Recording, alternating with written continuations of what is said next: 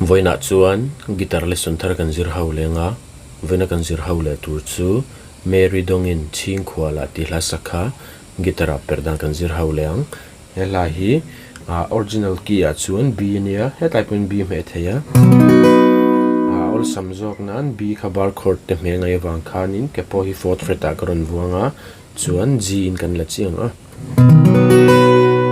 asang a C Nyama D minor a E minor chuan alasa khanin akiron aron sana chu A in aron sana Nyama E asanga D minor a hianin F sharp minor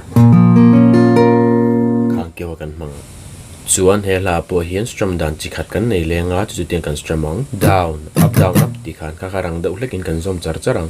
down up down up down up down up down up down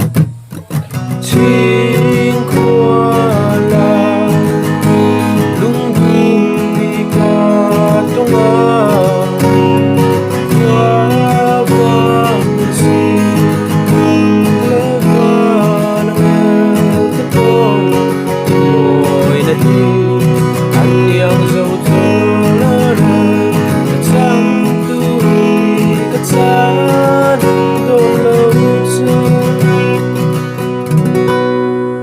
strumang down up di khan rang daw lekin abul changa to khlengin